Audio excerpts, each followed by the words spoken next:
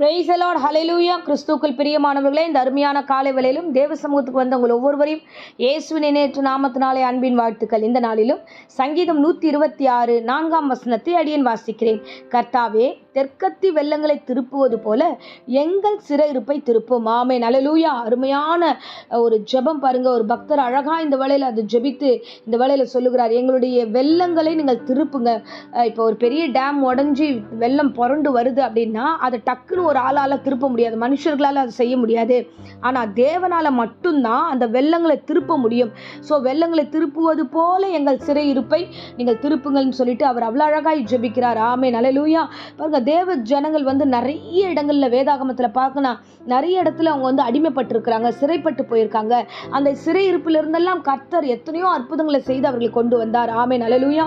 இஸ்ரவேல் ஜனங்கள் பெரிய அடிமைத்தனத்தில் இருந்த பொழுதும் தேவனாகிய கர்த்தர் அவங்க கூக்குரலை கேட்டு ஜெபங்களை கேட்டு அவர்களுடைய சத்தத்துக்கு ஆண்டவர் உடனடியாக இமீடியட்டா என்ன பண்ணார் அப்படின்னா, அங்கே மோசேவை அனுப்பி ஒரு பெரிய அற்புதங்களை செய்து அவர்களை வெளியே கொண்டு வந்தார். ஆமென், ஹல்லேலூயா.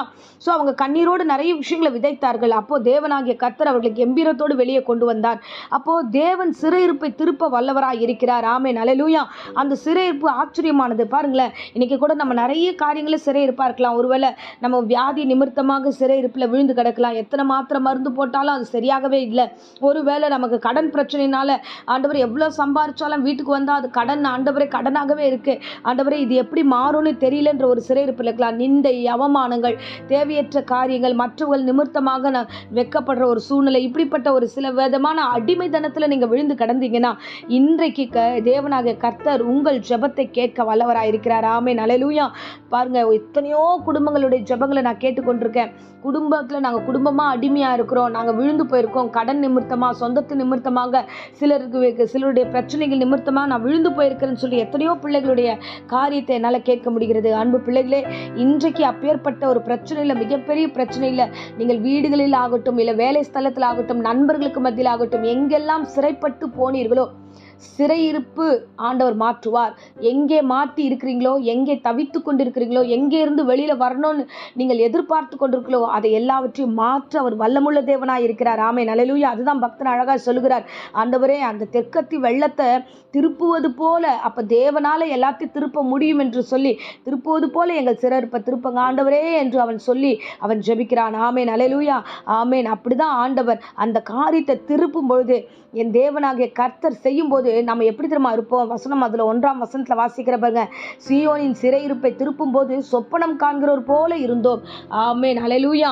ஸோ நீங்கள் எப்படி கனவு பார்த்தீங்களோ, கண்ணை மூடி கனவுல நிறைய காரியங்கள் நீங்கள் பார்த்தீர்களோ, ஆசீர்வாதமான வாழ்க்கை கண்டீர்களோ, அதே போல சொப்பனம் காண்பது போல தூங்கி எழுந்து நிறைய சொப்பனங்கள் போனது போல இந்த உபத்திரவமும், இந்த வியாதியும், இந்த அவமானங்களும், இந்த இச்சைகளும், இந்த போராட்டங்களும், அடிமைத்தனங்களும் ஒரு கனவு மாதிரி மறைந்து போகும்.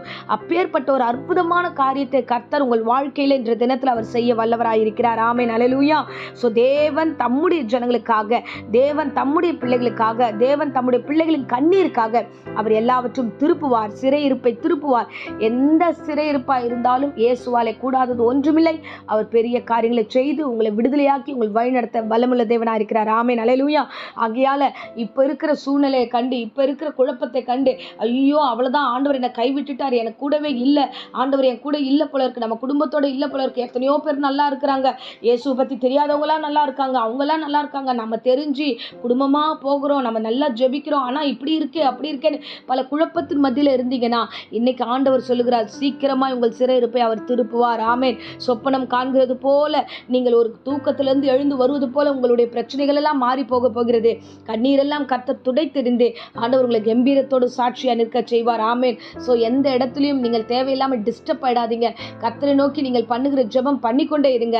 அந்த ஜெபம் உங்களுக்கு ஜெயத்தை கொடுக்கும். அந்த ஜெபம் சிறையிருப்பை திருப்பும். அந்த ஜெபம் உங்களை ஆசீர்வாதமாய் நடத்தும். ஆமென், ஹல்லேலூயா. இப்பொழுதும் ஆண்டவர் தாமே நம்ம ஒவ்வொருவரையும் ஆசீர்வதிக்கும்படியாய் அடியேன் ஜெபிக்கிறேன். அன்பு ரட்சகா, இந்த அருமையான வேளையில ஜெபத்தை கேட்டுக்கொண்டிருக்கிற பிள்ளைகளுக்காக நான் ஜெபிக்கிறேன் ராஜா. நிறைய சிறையிருப்பின் காரியங்கள் ஆண்டவரை, குடும்பத்தின் நிமித்தமாக போராடி கொண்டிருக்கிற ஆண்டவர் ஒவ்வொரு பிள்ளைகளுக்காக ஜெபிக்கிற, விசுவாசத்துக்காக போராடி கொண்டிருக்கிற ஒவ்வொருவருக்காக ஜெபிக்கிற ராஜா.